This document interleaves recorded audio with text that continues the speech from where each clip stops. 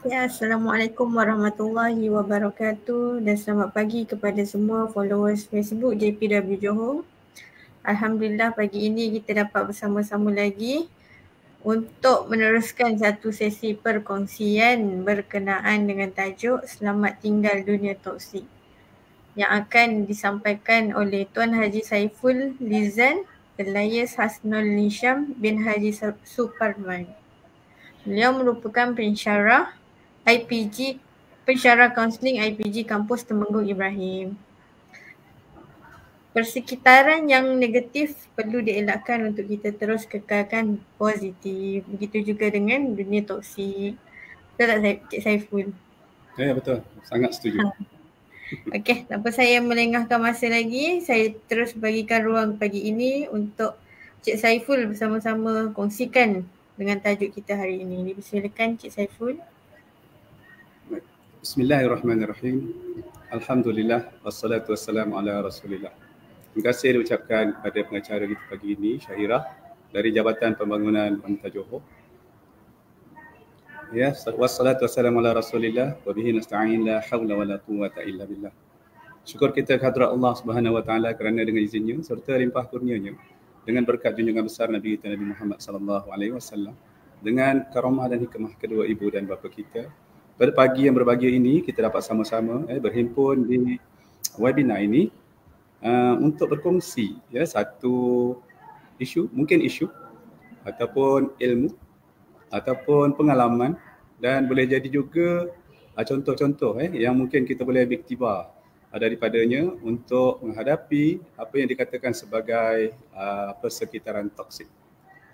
Okey, jadi boleh nampak kot ya, Syahirah? Boleh nampak tak agaknya? Boleh. Boleh ya? Okey, baik. Jadi persekitaran pekerjaan, hubungan toksik antara redha dan ikhtiar. Jadi dekat sini kita dapat lihat ya tuan-tuan, peristiwa, kalau masih ingatlah ya, gempar satu Malaysia berkenaan dengan isu toksik Sungai Kim Kim. Hari ini saya bukan nak kupas tentang isu toksik Sungai Kim Kim, tapi kita nak melihat berkaitan di antara apa yang berlaku di Sungai Kim Kim dengan persekitaran toksik.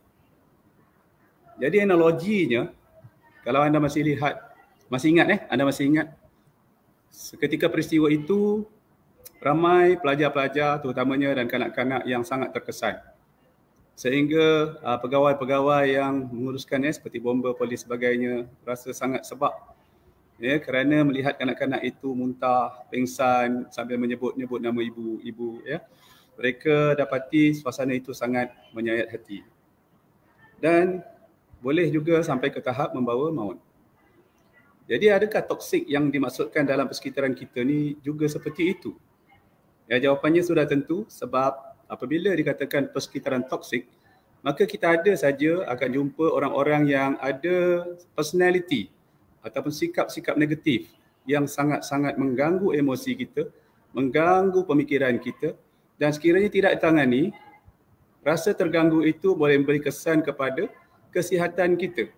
Dan apabila ia berimpak pada kesihatan kita sampai ke satu tahap yang tidak dirawat, boleh membawa maut. Apabila dia menyerang jantung dan sebagainya. Ya, jadi anda boleh nampak tak bahawa persekitaran toksik yang di Sungai Kim Kim tu ada persamaannya dengan impak kepada persekitaran toksik di tempat kerja atau di tempat awam, di tempat kita ini. Okey, jadi nanti sebentar lagi saya akan kongsikan dengan anda apakah ubatnya. Kalau masih ingat, sebelum ini kita pernah mengalami pandemik COVID-19. Dalam pandemik COVID-19, masa tu ramai orang yang rasa sangat cemas, sangat takut, dan sampai kita tak boleh keluar rumah langsung. Apabila ada je saudara ataupun kita sendiri terkena COVID, kita dah bayangkan kematian dah. Sebab bukan sikit-sikit kematian kan, beribu-ribu orang telah meninggal dunia akibat virus COVID-19 ini. Tapi saya nak kata pelik, tak pelik juga, sebab sekarang kita dah rasa sangat bebas. Ya, bukan nak kata sebab vaksin, tetapi bila ada vaksin yang telah membantu kita jadi lebih imun, seolah-olah kita tak heran dengan virus ni lagi. Kita dah bebas bergerak sana kemari, kita boleh berkelah, kita boleh berjalan-jalan. Ada je COVID-19 ni, tetapi dah tak terkesan lagi dekat kita. Begitu juga dengan persekitaran toksik tadi. Kalau kita suntik diri kita dengan satu vaksin yang akan saya share dengan anda, insya-Allah anda tak heran dah dengan bentuk toksik macam mana pun orang dekat sekeliling kita. Dia sakitkan hati kita macam mana pun, dia attack minda kita macam mana pun, kita dah tak kisah. Bukan tak kisah sebab kita tak ada perasaan, tapi kita dah cukup imun sebab vaksin yang kita suntik itu sangat memberi impak yang tinggi pada diri kita untuk menghadapi mereka. Dan kalau kita lihat gambar ini, mana kita tahu dalam ramai-ramai ini ada yang terkesan dengan sikap toksik rakan-rakan mereka. Sebab boleh jadi mereka telah pun ada vaksin tersebut. Anda faham tak maksud saya? Faham ya, insyaAllah. Baik, saya beri gambaran dulu secara ringkaslah supaya kita dapat satu kerangka untuk melihat bagaimana toksik ataupun individu yang bersifat toksik sekeliling kita ini dapat kita hadapi dengan ampuh, dengan kebal, tanpa mengganggu urusan harian kita dari segi emosi, pemikiran, tingkah laku sebagainya. Saya teringat satu kata-kata daripada Prof. Muhammad Tajuddin Najerninggal. There is no better you other than you. There is no better me other than me.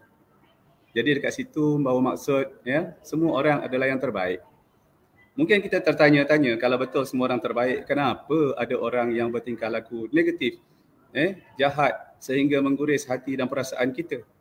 Jadi mari kita pergi ke peringkat yang seterusnya.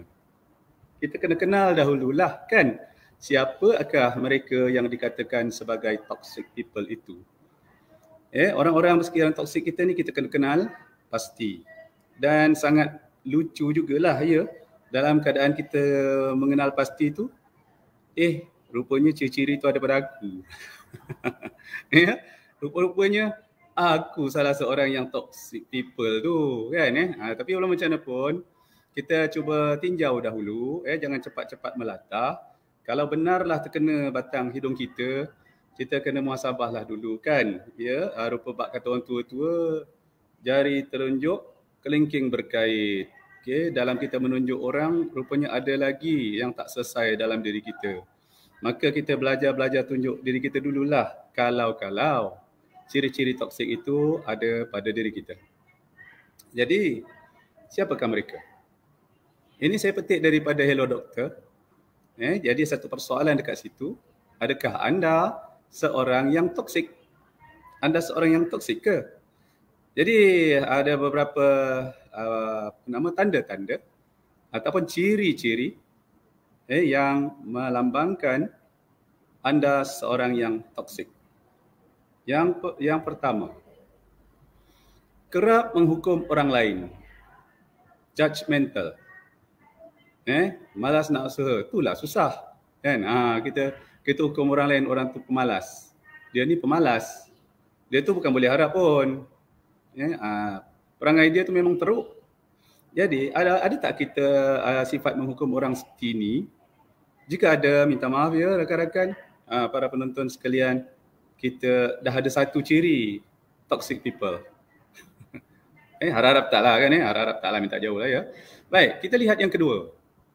Adakah anda seorang yang suka berfikir negatif? Kenapa nak berhenti merokok? Nanti mati juga. Dia tetap dengan idea negatif dia. Dia ni memang pengotor betul lah. Penampilan dia yang pengotor ni memang tak erti nak bersih ke? Tak erti nak jadi pembersih ke? Satu lagi, kedekut sangat ke? Sampai tak boleh nak beli kereta. Dia hukum orang itu sebagai seorang yang kedekut. Dia ni memang belagak. Sebab tak pelawa aku naik kereta baru dia. Tak orang tu tak pelawa naik kereta baru dia pun jadi masalah. Jadi adakah kita ada sifat suka berfikir secara negatif ni? Jika ada, itu salah satu lagi ciri menunjukkan kita ada ciri toxic people. Kemudian orang yang toxic people ni suka menyindir-nyindir. Sindiran-sindiran ni kalau kita guna dengan cara yang betul, ia bersifat mendidik. Tetapi kalau digunakan pada cara yang salah, maka dia bersifat menyakitkan hati, mencari pasal dan sebagainya. Untunglah naik gaji, kerja relax-relax pun gaji banyak. Itu satu ayat. Rajin sangatlah tu. Nak naik pangkat cepatlah katakan. Kita nampak ada orang rajin, kita pun bahasakan dia, rajin sangatlah tu. Kemudian ada orang tu kaki kipas bos. Untung bos tak panas. Dia nampak ada satu orang yang rajin pergi berjumpa dengan bos. Yalah, kadang-kadang ada urusan-urusan tertentu kita kena rujuklah kepada ketua kan. Jadi oleh sebab banyak perkara yang kita tak tahu, banyaklah kita kena rujuk. Banyak tak tahu sebenarnya kan. Jadi bila kita kerap jumpa bos, dianggapnya pula sebagai kaki kipas. Sakit hati bila dengar ayat-ayat macam ni tuan-tuan. Kalau asyik nak datang lambat, baik berhenti terus. Nampak ada satu judgemental, dia menghukum dalam menyindir. Kan? Sindiran berbentuk hukuman. Dia dah lah tak ambil tahu kenapa orang tu lambat. Dah lah tak ambil kisah tentang masalah orang tu. Tiba-tiba kita beri hukuman pula. Sindir pula dekat dia depan-depan. Jadi orang yang tak banyak cakap, yang jenis tak suka bergaduh, dia akan diam. Iaitu yang soalan tajuk dekat depan tadi tu, redha. Nanti kita tengok redha yang macam mana sihat, yang redha macam mana tak sihat. Kalau dah akhirnya kena darah tinggi, kencing manis, sakit jantung, sebab redha masalah tu. Nanti kita belajar macam mana yang dikatakan redha yang sihat. Ya. Baik. Cepat salahkan orang lain. Play a victim. Okay. Kalau bukan dia, siapa lagi? Baru ada isu rompakan, baru ada isu pecah masuk. Cepat-cepat terus nampak orang yang dia nak sasarkan. Mungkin orang tu tak ada ciri pun, tapi sebab dia tak suka dengan orang tu, cepat-cepat dia menyalahkan orang tersebut. Kalau ketua unit berfungsi, kes ni takkan jadi macam ni. Salahkan ketua unit pula. Ya. Sedangkan dia juga satu individu yang boleh je main peranan, memberi sumbangan idea, pendapat sebagainya kan. Tapi tanpa apa tindakan, tiba-tiba menuduh ketua unit yang mungkin tak berfungsi. Kemudian seterusnya jadi macam tu sebab ketua jadi macam tu sebab anak buah tak ingatkanlah tu. Dah salahkan anak buah pula. Ya, tadi nampak ketua salah. Jadi bila ketua tu salah, puncanya anak buah yang tak ingatkan. Tidak ada budaya ingat mengingat. Tanpa dia sedar, rupanya anak buah tu termasuk dia sekali. 2 kali 5. Ya. Okay, baik. Jadi rasanya nampak kot sesuatu dekat sini ya tuan-tuan ya. Ciri-ciri orang yang ada dipanggil ciri toxic people. Baik. Yang ini saja saya tak ulas ataupun saya tak letak label dekat situ. Bila sebut susah nak minta maaf, kenapa ada krik-krik kat situ? Bila sebut susah nak minta maaf, memang tak ada minta maaf lah. Bila tak minta maaf, maknanya tak ada ayat-ayat yang mencerminkan diminta maaf. Jadi kalau tak ada ayat-ayat yang mencerminkan minta maaf, krik-krik aja lah. Fahamkan maksud saya? Ya, salah banyak, bertimpa-timpa, berlapis-lapis. Tapi minta maafnya tidak, sebab sifat egoistiknya sangat tinggi. Sebab sifat bossinya sangat tinggi. Sebab sifat kesempurnaan diri lah, konon-kononnya dia rasa dia cukup sempurna. Okay, atau lebih tepat yang saya sebut sebagai egoistik tadi amat tinggi. Maka dia salah macam mana pun kat orang, dia tak akan minta maaf. Kalau dia tahu dia buat salah pun dia buat tak tahu, dan dia orang macam ni minta maaf tuan-tuan. Kadang-kadang dia pandai rasionalkan diri dia. Dah salah tu, dia cari idea supaya kesalahan tu tak nampak salah. Sangat berbahayalah orang seperti ini, kerana apabila dia tidak betulkan kesalahan dia, maka dia akan mengulangi kesilapan. Dan minta maaf, ada satu ayat ataupun kata-kata nasihat yang berguna, yang berbunyi, orang bijak mencari jalan, orang bodoh mencari alasan. Dan orang-orang bodoh sentiasa mengulangi kesilapan. Kan? Dah tahu salah buat lagi, tahu salah buat lagi, ya. Dan dia mungkin rasa dia tu dah tak ada orang nak tegur dia, dia tahu tak ada orang berani tegur dia. Siapa-siapa saja yang tegur ataupun nasihatkan dia, dia boleh cantas, dia boleh pancung dengan suka hati dia sebab dia rasa ada kuasa. Okay, mungkin sebab sifat garang dia tu, sifat garang tu sebenarnya tak bagus. Kan? Tapi sebab dia rasa dengan sifat garang tu dia ada kuasa, maka seolah-olah dia jadi seorang yang serba betul, serba-serbi betul. Okay, baik. Sering kritik orang lain. Dia tak sesuai pakai macam tu, nampak selekeh. Okay, dia kritik. Ada ke pakai kasut canvas pergi kerja, tak bertamadun langsung. Orang pakai kasut canvas pun dia sakit hati, ya. Make up dah macam pelakon wayang opera. Make up orang pun dia sakit hati. Jadi orang yang macam ni sebenarnya orang yang macam mana, ya. Dan mengkritik yang berbeza tu bagus. Tapi kalau mengkritik merendah-rendahkan orang lain, mengkritik melihat orang lain boleh seolah-olah boleh dihina dan melihat diri sendiri sahaja yang betul, maka dekat situlah punca yang menyebabkan orang lain tak selesa dengan kita, punca yang menyebabkan orang menjauhkan diri daripada kita, dan punca menyebabkan orang lain jadi sakit sebab kita. Dan sesungguhnya orang yang menyakiti orang lain tu adalah, minta maaf ya, antara ciri-ciri orang yang tidak diistilahkan sebagai tidak berguna lah. Tidak berguna yang bermaksud tidak bermanfaat kepada masyarakat. Patutlah namanya toksik, ya, dah patut dibuang, membahayakan kesihatan pula. Mari kita lihat seterusnya. Sentiasa sibuk jika orang lain perlukan bantuan. Pantang ada unsur-unsur nak minta tolong, macam-macam alasan dah dia susun. Satu bundle dia dah ready, alasan-alasan untuk dia utarakan kepada orang-orang yang nak minta tolong pada dia. Sorry, saya ada appointment ni. Tak ada pun appointment tu. Tapi memang dah tak nak tolong. Adalah alasan dia. Kerja saya sendiri pun tak siap lagi ni. Nak tolong awak? Lagi nak tolong awak? Saya sibuk ni. Ada alasan. Satu lagi popularnya orang yang malas nak tolong orang ni, minta tolong, ya boleh tak tolong hantarkan ni? Saya tak adalah salinan ni. Boleh tak tolong hantarkan sekarang? Dan kita pun nampak tak sampai 2 saat blue tick pun timbul. Maknanya dah dibaca dah kan WhatsApp tu. Tapi kita fahamlah, kita ni bukanlah orang-orang yang perlu diberi perhatian. Sebab kita diabaikan begitu saja WhatsApp kita, ya. Maka kita pun dah faham orang-orang seperti ini. Maka sebentar lagi saya akan kongsikan dengan anda apakah tindakan-tindakan yang boleh kita buat, ya, apabila kita menghadapi orang-orang seperti ini. Kita kasihan sebenarnya.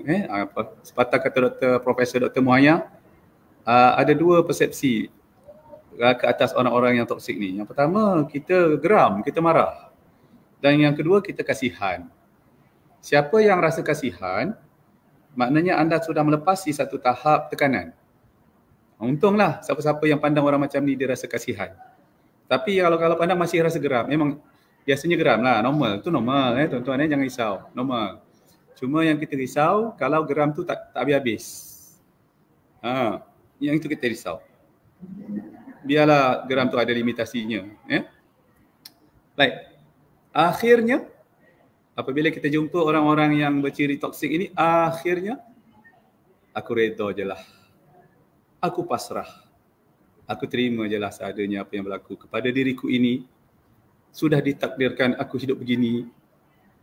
Mungkin aku sudah ditakdirkan untuk hidup dalam keadaan sentiasa tertekan dan mungkin sehingga akhir hayatku aku akan menghadapi situasi ini selama-lamanya. Itu ayat-ayat yang manis lah untuk diri sendiri, ya. Itu bukan ayat manis, tuan-tuan, itu ayat putus asa. Kan? Itu kan redha. Itu dah putus asa dah. Orang yang putus asa, tahap tekanan dia memang tinggi. Orang yang putus asa, antara ciri-ciri orang yang burn out, dah tak mampu nak buat kerja ataupun dah fed up, ialah orang-orang yang macam ni lah, yang putus asa. Jadi mari kita kupaslah sebentar lagi, ya, redha tu yang macam mana. Sebab redha ni bagus, kan? Tapi macam mana pula redha tu boleh jadi penyakit, ya? Jadi salah konsep redha kot, Baik. Redha dan rasional. Anda redha, anda rasional tak? Kalau anda redha dan anda rasional, ya, anda sihat. Jiwa anda jadi tenang dan anda jadi gembira. Ini masa kawan kita sebut aku redha tu muka mencuka, kedut 1000, umur baru masuk 20. Nak kata redha yang macam mana? Itu bukan redha. Itu terpaksa menerima keadaan. Kan, kita nak buat orang tu, nak ubah orang tu tak boleh. Jadi kita kena terima je lah, kan. Hari-hari kena ngadap, kan, kerja, hari-hari kerja jumpa orang tu. Nak berselisih, nak ngelak tak boleh, kadang-kadang kat kantin pun jumpa. Jadi nak buat macam mana?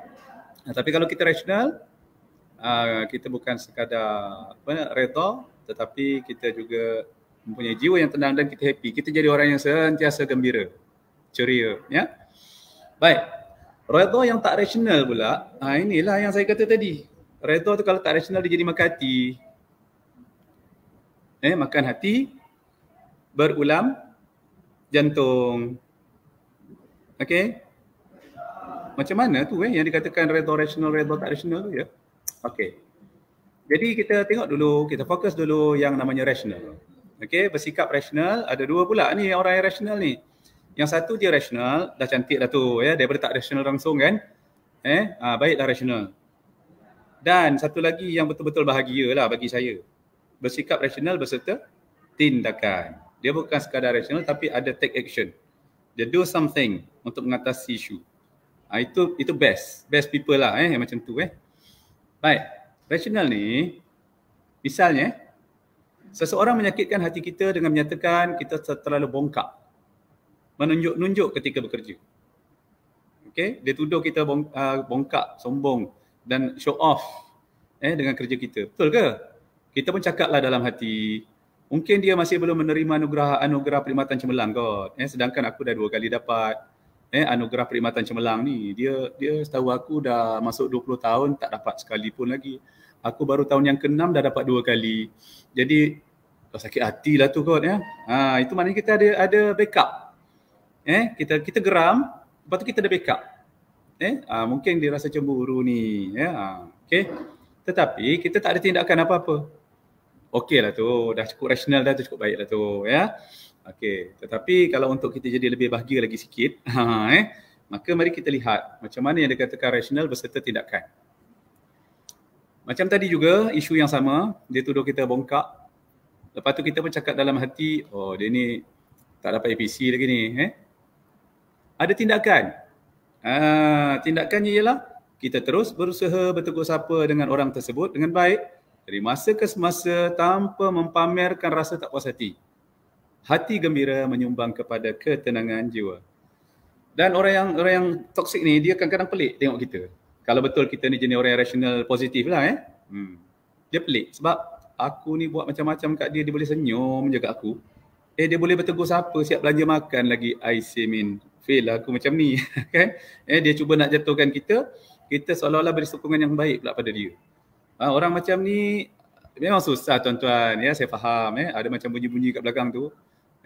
Nak tengok muka pun menyampah macam mana kan saya dengar kat sini bunyi-bunyi kat belakang okey, jadi tak apalah kalau kita rasa begitu jangan dekati dulu. Tak semua orang sama kan. Kadang-kadang hati kita sendiri dah menolak. Muka kita dah masam mencuka. Dengan muka yang masam kita nak berpura-pura pula bertegur sapa dengan baik. Memang makin renggang lah jawabnya. Kan, tak ikhlas.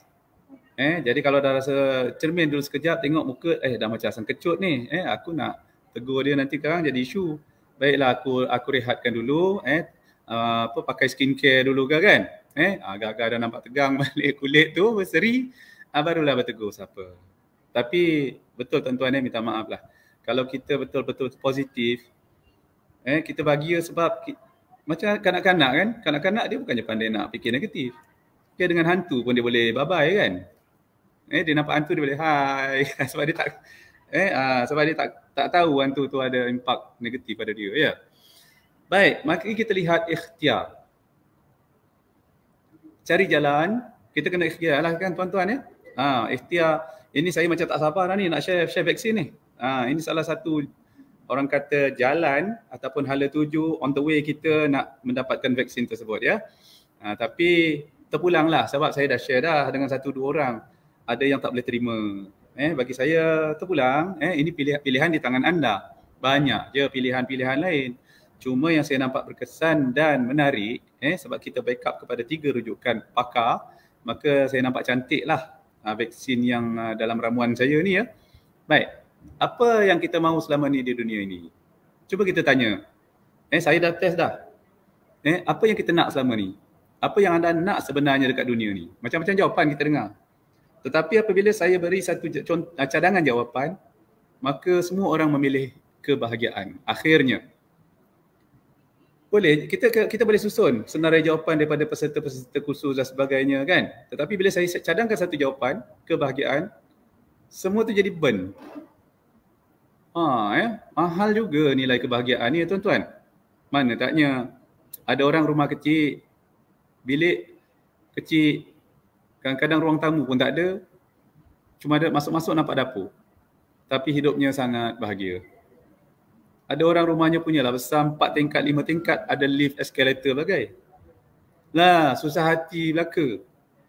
Utangnya pun bertingkat seperti rumahnya juga ya. Jadi kita nak apa sebenarnya kan? Tapi untunglah orang yang rumahnya bertingkat, hutangnya tak ada, bahagianya pun bertingkat macam tu juga. Itu untung sangatlah ya tuan-tuan. Baik. Masih boleh bahagia di sekeliling toksik? Boleh ke? Sudah tentu, asalkan kita sudah divaksin atau kita dah vaksinkan diri kita sendiri. Wow. Kita nak nak mengatasi COVID-19, kita pergi jumpa doktor. Kalau kita suntik sendiri dah macam yang kat lorong-lorong gelap tu kan, yang menagih tu kan. Tapi dalam konteks ini kita boleh vaksinkan. Tapi bukan melalui suntikan, tetapi suntikan nilai-nilai yang positif. Supaya dia meresap dalam darah kita, dalam minda kita, dalam emosi dan tingkah laku kita, sehingga kita dapat mengatasi segala toksik di sekeliling kita tanpa sedikit impak pun. Berusaha melihat kebaikan-kebaikan. Yang ini susahlah ya. Sebab kita daripada kecil sampai besar ada je nilai-nilai negatif yang diterap dalam minda dan hati kita. Jadi bila tu dah jadi darah daging, bukan senang nak melihat kebaikan-kebaikan orang lain sahaja dan mengenepikan keburukan-keburukan dan aib mereka. Susah. Tapi tak begitu susah kalau kita terus berusaha dan berusaha. Kata orang tua, alah bisa tegal biasa. Lihat kebaikan saja. Jadi bila lihat kebaikan, kita tengok muka orang yang kita tak suka ni, pada masa tu kita lihat kebaikan, kita boleh senyum. Mungkin kita pernah nampak dia belanja budak-budak miskin makan, kan? Mungkin kita pernah nampak dia tolong sapu. Sebab cleaner tak ada kat sekolah, dia tolong sapu. Itu kebaikan-kebaikan. Dan kita rasa tenang dan bahagia melihat perbuatan-perbuatan orang yang toksik ni buat amal-amal yang baik macam tu. Kita akan rasa bahagia. Bila kita rasa bahagia, kita boleh tarik muka senyum dan kita rasa sangat mudah untuk mendekati mereka. Okey tuan-tuan. Jika berusaha melihat keburukan-keburukan orang, maka kita adalah sebahagian daripada toksik tersebut. Nak tak nak, ini satu realiti. Mau tak mau, ini satu hakikat. Kita tak melihat kebaikan, kita mencari keburukan-keburukan supaya kita boleh melabel dan menghukum orang-orang tersebut dengan zalim sekali. Ya, faham ya? Baik, bersyukurlah. Setidaknya, kan bila kita nampak orang yang toksik ni, nak tegur tak boleh, nak ubah tak reti, sekurang-kurangnya kita bersyukurlah. Setidak-tidaknya perangai kita, sikap kita tak macam dia. Betul tak? Kita nampak mereka ni pelik-pelik perangai kan, menuduh orang sana sini, mengadu domba dan sebagainya. Syukur banyak-banyak. Sebab dengan adanya orang-orang ini, kita dapat satu jawapan bahawa kita dengan izin Allah lah, Tuhan beri kebaikan pada kita. Dengan izin Tuhan, Allah beri kita kebaikan.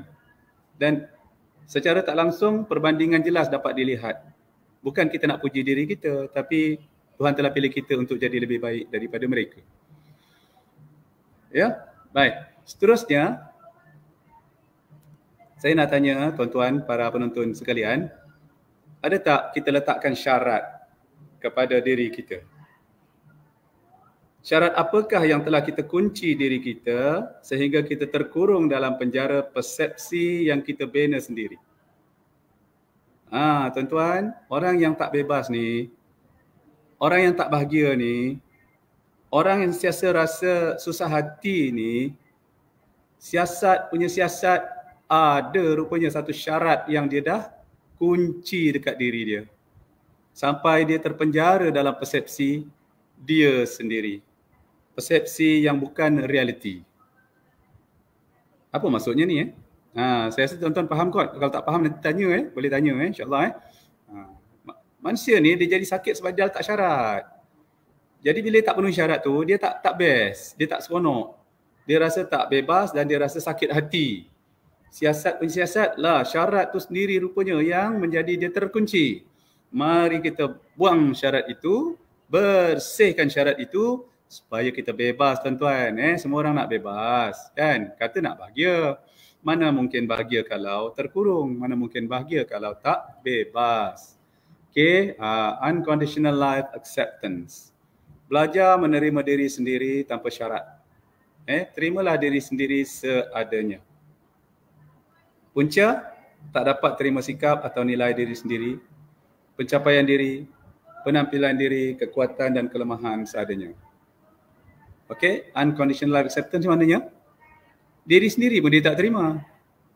Okay, dia tak puas hati dengan sikap dia tak puas hati dengan pencapaian dia tak puas hati dengan penampilan dia. Orang kata dia cantik handsome, dia anggap orang tu perli dia. Aku yang hodoh-hodoh macam ni orang kata handsome. Aku yang hodoh-hodoh macam ni kata cantik. Dia dah tak syarat dah. Sebab syarat yang macam mana? Dia dah ada standard dah. Kalau aku macam ni baru namanya cantik. Kalau aku macam ni baru namanya handsome. Jadi selagi tak capai standard tu, orang kata cantik pun aku tetap hodoh. Ayo, zalimnya. Kan? Itulah namanya anda dah kunci syarat. Anda letak syarat dah. Kekuatan dan kelemahan diri dia tak terima seadanya. Dia rasa terpinggir apabila tengok orang lain lebih hebat daripada dia. Pada dia hebat yang dimaksudkan ialah hebat yang macam mana dia lihat. Dan kalau dia boleh hebat macam orang tu, yes, maknanya dia hebat. Orang lain cakap dia hebat macam mana pun dia tak terima. Sebab dia dah ada aim dia sendiri yang katakan hebat tu macam tu.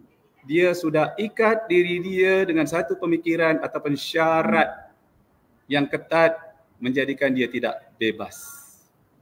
Anda nampak tuan-tuan?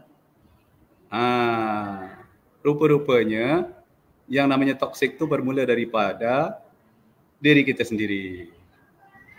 Kalau kita happy, kita seronok dengan diri kita seadanya yang mana Tuhan dah beri inilah yang terbaik, apalagi kisah tentang persepsi orang lain. Sebab persepsi kita pada diri kita dah positif. Kita bersangka-sangka dengan persepsi orang lain sebab ada something yang tak selesai rupanya dalam diri kita. Jadi apa syarat lagi? Unconditional other acceptance. Kita tak terima apa yang orang lain buat terhadap kita. Okay, kita tak terima orang lain sebab kita letak syarat. Tak dapat terima sikap orang lain yang bercanggah dengan nilai kita. Ya, memang betul lah. Yang salah itu salah, yang buruk itu buruk. Okey, tetapi anda tak terima yang mereka itu sebahagian daripada individu yang kita kena hadap. Kita perlu hadapi mereka. Sebab boleh tak, saya nak tanya anda lah, boleh tak anda tapis orang-orang ni masuk dalam tong, lepas tu pergi angkut dekat MJB? Tak boleh kan? Dia tetap hidup dengan kita. Okay? Dan minta maaf lah, satu yang agak menakutkan apabila yang toksik ini ada dalam rumah tangga. Takkan kita nak biarkan? Tentu kita perlu melaksanakan proses perawatan. Anda mahu orang lain tak menunjukkan sikap yang bercanggah atau bertentangan dengan budaya hidup anda. Seolah-olah semua orang mesti ikut cara anda. Seolah-olah orang semua mesti ikut cara kefahaman anda. Bukan kita nak kata yang buruk tu boleh diterima, tak. Tapi mereka tetap wujud.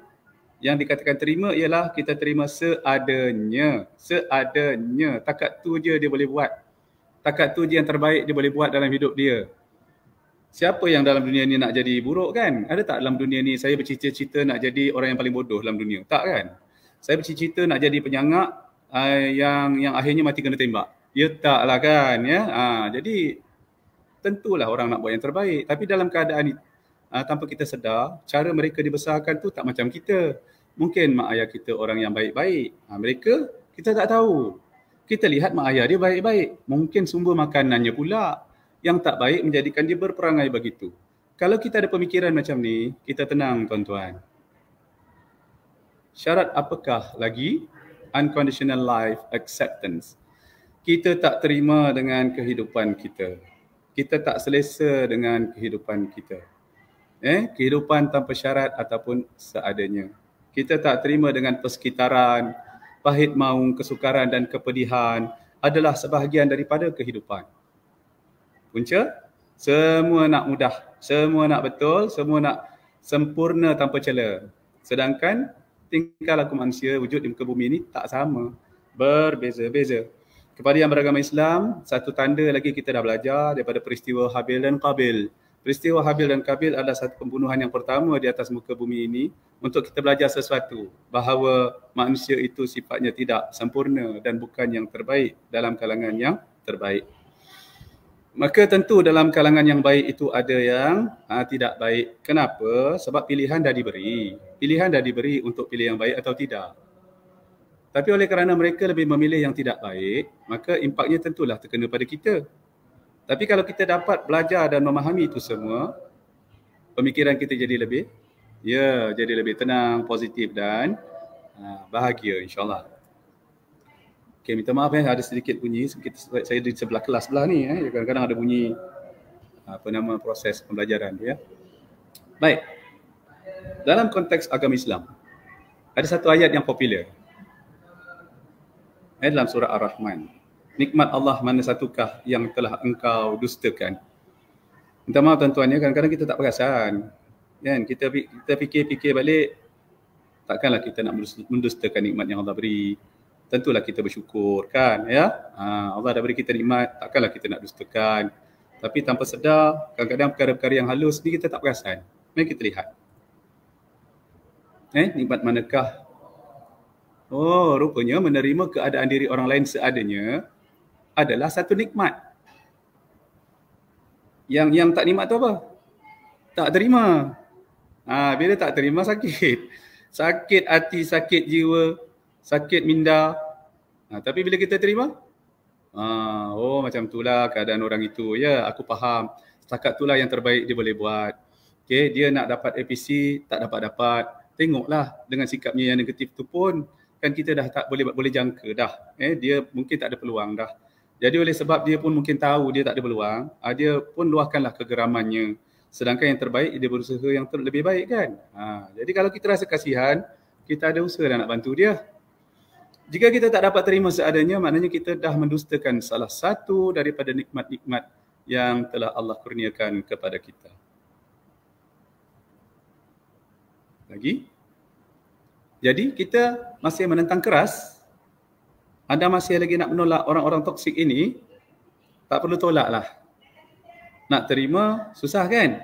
Nak terima dengan rapat lah, maksud saya susah. Terimalah seadanya. Kalau jarak kita dengan dia tu paling mampu kita dekat 5 meter, 5 meter lah. Kalau kita boleh jarak dekat dengan dia paling dekat 10 meter, 10 meter lah. Mungkin dengan sahabat-sahabat kita boleh dekat 2 meter. Tapi kalau dengan orang-orang ini nak 2 meter mungkin sukar. Kita jarakkan sedikit seadanya, bukan sesempurnanya, tidak. Satu orang toksik tidak bermakna semua orang toksik. Banyak je peluang kita untuk jumpa orang-orang yang tidak toksik. Tuan-tuan sekalian, dalam sekotak pensel warna ada pelbagai warna. Walaupun warna hitam tu selalu dianggap warna tak menarik, bukan warna menarik, tapi ia berperanan besar untuk menyerlahkan warna-warna yang lain dalam karya lukisan. Perasan tak, warna hitam memain peranan untuk menaikkan warna-warna lain supaya nampak lebih timbul, lebih terang, kan? Penting rupanya warna hitam ni. Dan satu analogi yang saya terfikir semalam, orang-orang toksik ni kan, kalau tuan-tuan perasan, bila kita duduk ramai-ramai dengan orang toksik ni, orang-orang yang tak toksik ni, orang yang tak toksik bila diperhatikan kita, nampak menyerlah kita punya positif. Nampak menyerlah kita punya kebaikan-kebaikan. Sebab kita dah ditimbulkan watak kita dengan background orang-orang yang negatif ni. Dia sangat ketara, tuan-tuan. Jadi kita bersyukur banyak-banyak. Rupanya orang-orang ini telah menjadikan kita up. Mendapat kepercayaan lebih baik daripada majikan, kan? Daripada ketua kita, daripada bos kita. Sebab kita tak macam tu. Nak minta apa, mudah beri kerjasama dan sebagainya, kan? Jadi nampak ketara lah dengan orang yang sukar nak beri kerjasama. Jadi kat situ menjadikan kita lebih menyerlah kebaikan, insyaAllah. Ini saya ada cedok sikit daripada idea pelajar saya. Okey, walaupun resipi berupa bahan makanan berlainan sifat dan rupa, apabila digabungkan dengan sukatan yang sesuai, menghasilkan makanan yang enak lagi menyelerakan. Bayangkan tiada garam dalam masakan. Kalau terlebih dia jadi sangat masin. Kalau tak ada, tawarlah pula. Jadi walaupun wataknya berbeza, maka ia jadi rencah-rencah, dipanggil sebagai rencah-rencah kehidupan. Menjadikan hidup kita lebih manis, tidak bosan, menjadikan kita lebih bijak, berfikir bagaimana untuk menghadapi orang ini dengan lebih bijaksana, dengan lebih hati yang terbuka, supaya kita hidup bahagia. Baik, dalam sekotak limau, apabila dapati ada sebiji limau, kalau tuan-tuan kan dalam guna musim Chinese New Year ni kan, kadang-kadang kita dapat hadiah limau, tiba-tiba ada yang busuk. Tuan-tuan buang sekotak sekali ke? Tak kan? Kita akan buang yang rosak sahaja. Tapi kalau kawan kita dalam organisasi rosak, kita nak buang. Bukanlah buang macam buah limau tu, tak. Tetapi kita asingkan sikit supaya busuknya tu tak kena kat kita. Supaya jauh sikit, bila busuk kan jauh, kan kurang bau kan macam tu. Faham ya maksud saya? Baik. Jadi dalam konteks sosial, kita tidak membuang individu yang toksik, melainkan menjarakkan kekerapan komunikasi di samping mempamerkan tingkah laku yang baik. Kerana aura baik menarik yang baik, aura buruk yang menarik yang buruk. Tapi satu keajaiban lah tuan-tuan ya, pengalaman saya lah menghadapi orang-orang toksik ni. Bila kita still positif, dia sindir kita, dia marah kita, kita diam, mana boleh senyum, kita senyum. Nanti dia segan sendiri dengan kita. Bila dia segan sendiri dengan kita dan kita dalam organisasi ni kadang-kadang saling perlu memerlukan. Ada masa akhirnya minta maaf cakap dalam keadaan dia dah tak ada sumber. Kita je yang ada depan dia akan minta tolong juga akhirnya. Jadi kita layan dia baik-baik. Kalau anda pernah perasan kan bagaimana tentera-tentera Hamas melayan tawanan-tawanan perang dengan sangat baik. Nampak tak? Tawanan-tawanan itu ada satu persepsi yang sangat baik tentang kita dan dia malu dengan kita. Bila dia malu dengan kita, dia ada rasa hormat. Selama ini dia tak reti nak hormat sebab dia tak tahu cara mana nak hormat. Mungkin dia sendiri tak pernah belajar nak cara menghormati orang dengan betul. Ataupun sifat egoistik yang menjadi penghalang untuk dia belajar cara menghormati orang.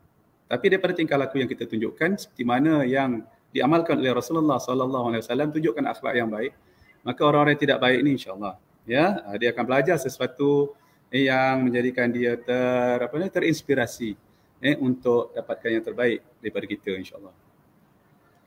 Profesor Dr. Muhaya ini saya petik daripada pandangan Prof. Dr. Muhaya tentang bagaimana menghadapi orang-orang yang toksik. Orang yang toksik ni pada pandangan Dr. Muhaya, kita perlu melihat dari berbagai view. Ada orang dia menggunakan teknik memakai cermin mata biru. Bangun-bangun pagi dia dah pakai cermin mata biru. Cermin mata biru tu apa maksud dia? Cermin mata biru yang dimasukkan oleh Dr. Muhaya ialah, Profesor Dr. Muhaya ialah image diri, keyakinan diri, persepsi global ataupun blueprint diri. Maknanya diri dia ni, dia dah ada satu pendirian yang bagus, yang baik, berstruktur, berprinsip, berperaturan, matlamatnya jelas, dan antara ciri-ciri orang yang bermotivasi ialah matlamat yang nak dicapainya amat jelas. Maka dia tak heran sangatlah dengan apa-apa isu ataupun halangan-halangan berbentuk sikap-sikap manusia yang toksik ini, sebab yang penting dia dapat melihat semua itu dalam view yang baik, yang berperaturan dan berprinsip.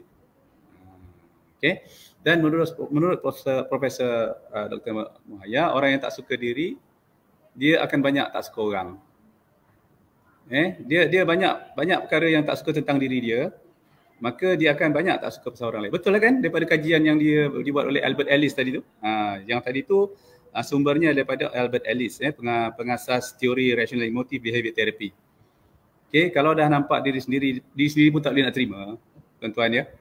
Ada je yang tak betul tentang diri dia tak boleh accept. Lagi nak accept orang lain. Kan? Memang tak lah. Diri sendiri pun tak lepas. Macam orang tua kata engkau dia dah nak kahwin. Diri engkau tu dah lepas ke? Diri sendiri pun tak lepas nak jaga anak orang. Itu bijaknya orang tua zaman dulu. So kita cukup bersedia. Kan? Supaya rumah tangganya bahagia.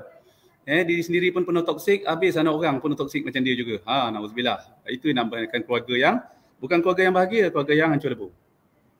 Baik, kita layan orang, bagaimana kita layan diri kita, kan?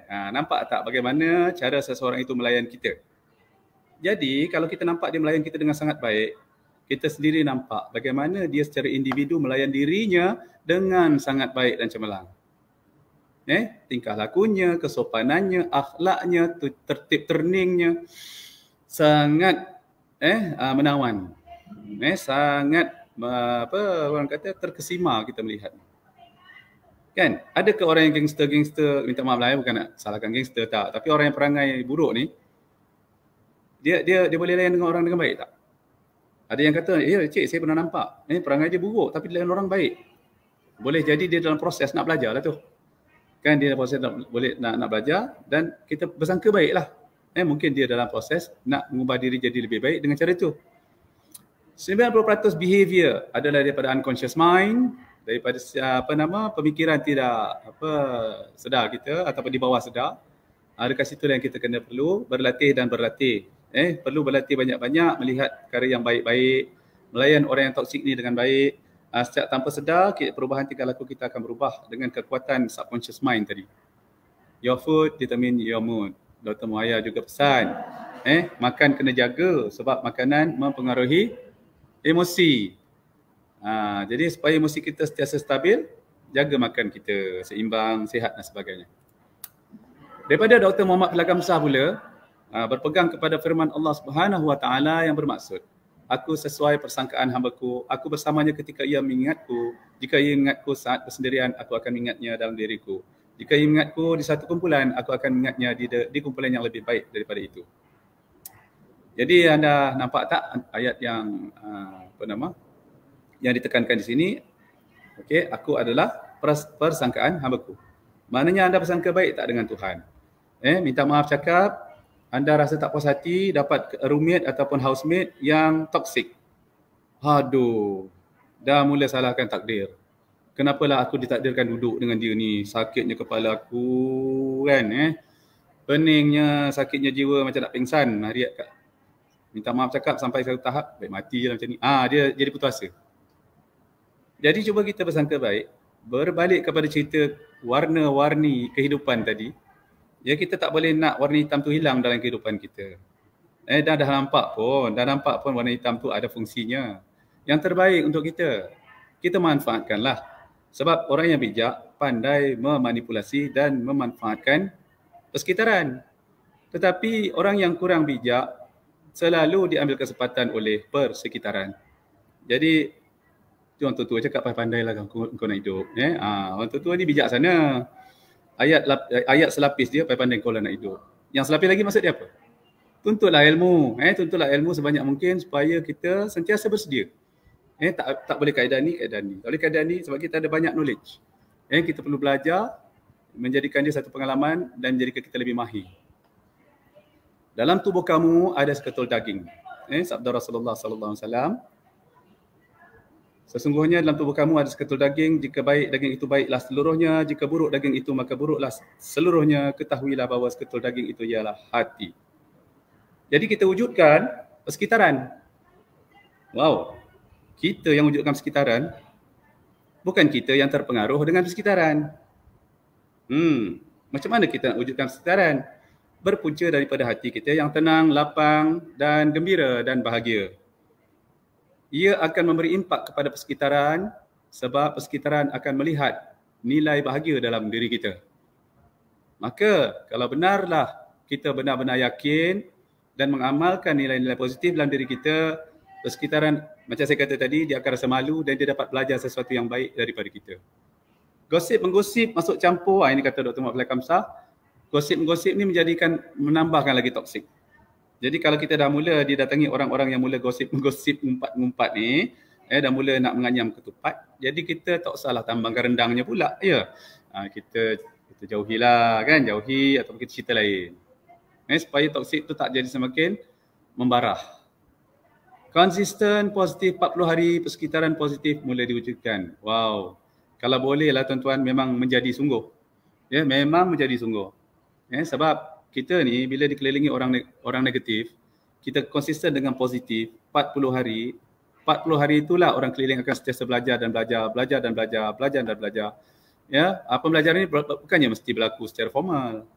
Dia tengok walaupun menolak tetapi dia tetap belajar. Yang dikatakan masuk dalam subconscious mind tadi tu.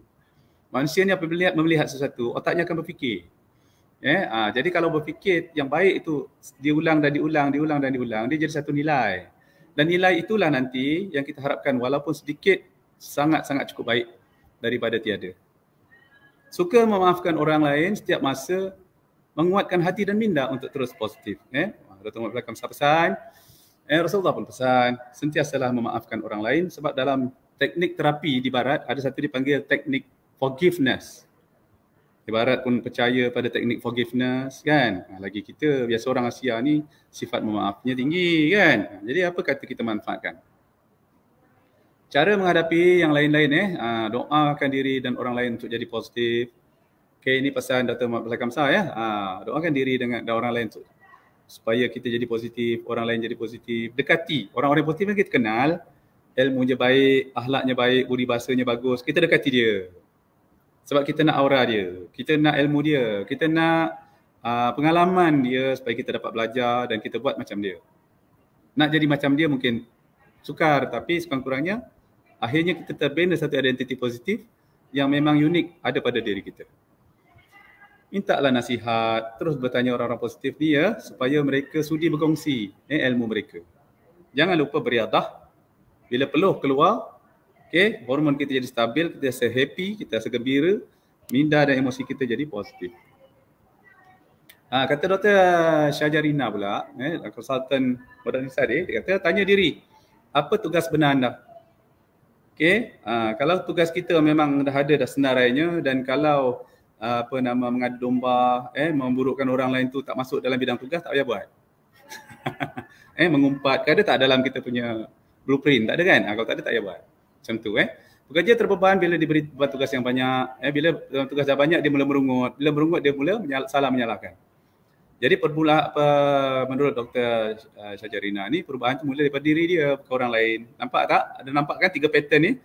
Semuanya bermula daripada diri kita sendiri. Persepsi yang baik dan pengamalan yang baik daripada diri kita, baru berpindah kepada orang lain. Jadi menurut beliau, pemimpin organisasi ini sangat perlu memainkan peranannya. Sebab apa? Toksik ni menyumbang kepada stres, anxiety, depression, darah tinggi yang saya cerita tadi, jantung sebagainya. Okey, ada juga yang bertanya kepada doktor ni. Dia kata, doktor, macam mana kalau ketua tu pula yang toksik? Jadi doktor ni beritahu perlu ada komunikasi dua hala. Supaya kita juga dapat memberi pandangan yang baik kepada pemimpin. Menegur secara berhikmah dan bijaksana kepada pemimpin yang toksik. Bijaksana bukanlah secara direktif kan, sebab manusia ni perlu secara halus, berhemah, bersopan dan boleh diterima. Secara asitif lah Tuan-tuan, puan-puan, hadirin yang dihormati sekalian. Menurut Imam Hasan Al-Basri, pernah berkata hidup kita di dunia ini hanya 3 hari sahaja. Semalam yang sudah berlalu, semalam ada lagi tak? Dah tak ada dah. Dah lepas. Kemarin ia berlalu seluruhnya. Dah tak ada dah. Esok boleh jadi kau tidak mendapatinya. Ada tak kat sini yang boleh garanti? Cik, besok saya garanti hidup lagi. Ada tak? Tak ada kan? Kita nak hidup besok pun kita tak tahu. Hidup lagi ke tak? Jadi bila sebenarnya yang dikatakan hari yang betul-betul bermakna tu? Hari inilah. Hari ini merupakan milikmu. Bersungguh-sungguhlah beramal padanya. Saya fikir begini.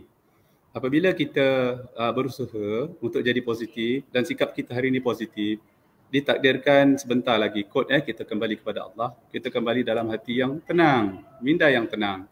Dan Allah berkata, wahai jiwa yang tenang, kembalilah kepada rahmat Allah. Jadi bayangkanlah kalau tengah mengumpat-ngumpat kan, minta maaf lah pun meninggal. Aduh, tragisnya hidup macam tu seolah-olah hidup kita ni satu hari kan. Hari ni satu hari, besok satu hari, lusa satu hari. Satu hari yang sangat bermakna tu kita manfaatkanlah. Dan saya suka beri perumpamaan berlian kepada pelajar saya. Berlian ni mulanya seketularan batu yang murah aja. Orang tak nak beli pun. Tinggalnya di bawah tanah yang sangat dalam. Okey. Bila tinggalnya sangat dalam, kalau kita analogikan dalam kehidupan kita, kita ni perlulah menuntut ilmu, kita perlu mendalami ilmu, mendalami ilmu supaya kita jadi lebih bijak, supaya kita jadi lebih berilmu. Sebab Rasulullah SAW berpesan, apa-apa keadaan sekalipun, kesulitan yang kita hadapi, kita perlu hadapi dengan ilmu.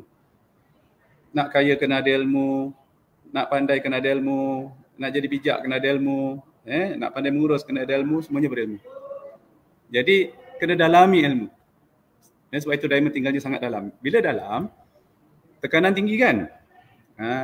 Dianalogikan dalam kehidupan kita, kita kena bersedialah untuk menghadapi tekanan yang amat tinggi. Dengan positif. Terima tekanan tu. Terima dan terima. Tolak pun tak jadi apa sebab tekanan tu tetap datang. Jadi bila kita terima, kita lapang dada, lapang fikiran, kita happy. Kalau kita tolak, tekanan tetap datang, kita susah hati. Dalam kurungan cepat mati. Minta maaf tuan-tuan.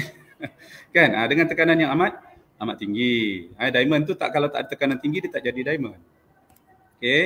Dan tempohnya sangat lama.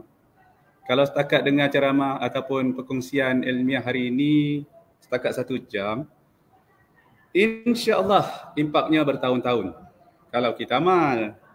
Tapi kalau kita jadikan ini sebagai satu hiburan sahaja, maka ia akan berulanglah sampai bila-bila. Jadi tuan-tuan, puan-puan hadirin yang saya hormati sekalian, kita bukan nak jadi seperti diamond kerana kita adalah manusia insan terpilih yang Tuhan telah pilih untuk kita harungi hidup ini dengan penuh ketabahan, dengan penuh ketenangan dan penuh kebahagiaan.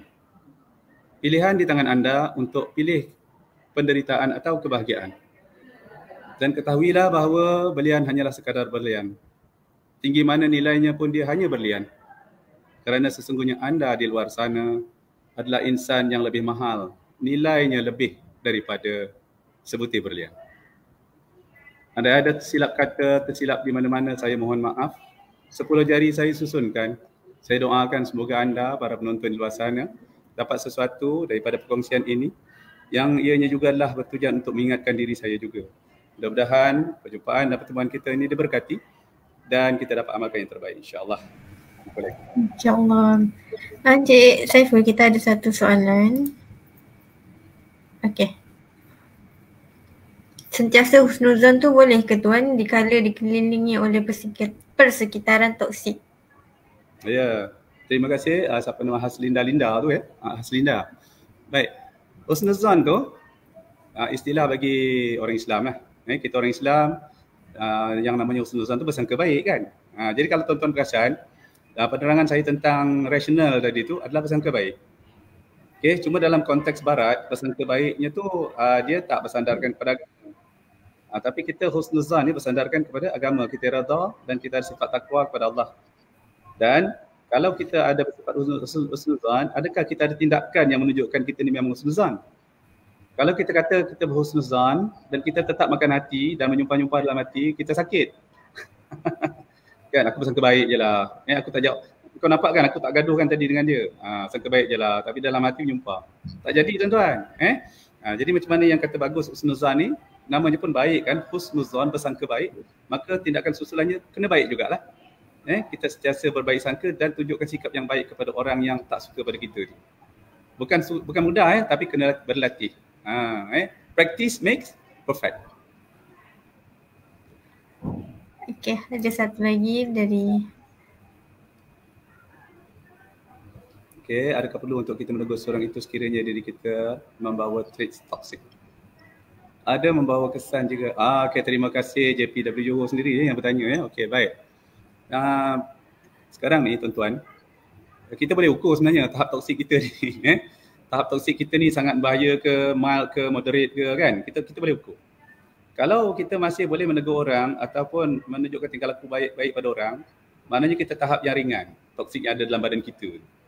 Tapi kalau sampai ke tahap kita dah tak ada lagi nak menasihatkan orang, menunjuk jalan yang baik, malah sentiasa memburuk-burukkan orang lain 48 jam. Kenapa 48 jam? Sebab dia kena double. Baru dapat impak tinggi. Jadi kalau sentiasa itu berlaku, maka sia-sialah. Sia-sialah. Seolah-olah kehidupan kita ni tak ada makna. Kerana sesungguhnya orang yang memberi makna, sesungguhnya orang yang bermanfaat itu ialah orang yang memberi manfaat kepada orang lain. Okey, untuk soalan yang terakhir saya rasalah, adakah terdapat kesan jangka panjang untuk kesihatan jika terus dalam dunia atau persekitaran toksik? Ya, soalan itu telah pun ada jawapan di dalamnya. Sudah pasti. Kenapa? Sebab kajian menunjukkan apabila kita dalam keadaan toksik ni mana ciri-ciri yang negatif tadi tu, pemikiran kita dah tak normal, emosi kita pun dah tak stabil. Jadi ia akan memberi impak kepada tekanan darah kita yang tak stabil juga. Pengepaman jantung kita pun dah tak stabil. Bolehlah sekali-sekala kita berehat tidur tu mungkin lupa sekejap, besok sambung lagi. Dia jadi makin penat. Enjin yang patut digunakan untuk 50 km sejam, kita hentak 200 km sejam. Memang habis lah, tak lama. Tak lama. Jadi mana dia, yang betul kita perlu timbang tarakan lah. Ini adalah nasihat untuk mengubah orang yang payah. So untuk baik kita lah yang perlu ubah diri kita agar sentiasa tenang. Betul? Sangat tepat. Tahniah Zabedah Saleh. Okay. Alhamdulillah, saya rasa setakat ini saja untuk sesi Facebook Live kita pada hari ini. Terima kasih banyak Encik Saiful untuk perkongsian ilmu ini. Sama-sama kita sebarkan perkongsian pagi ini agar mendapat manfaat untuk orang lain juga.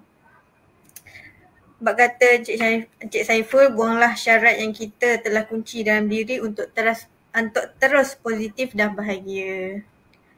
Okey, saya rasa setakat ini saja. Terima kasih banyak untuk semua followers Facebook JPW Johor. Untuk yang tak boleh klik isi je tu, nanti boleh inilah mesej personal dengan admin, nanti kita akan tolong. Okey, terima kasih Encik Saiful. Terima kasih semua. Assalamualaikum warahmatullahi wabarakatuh. Assalamualaikum.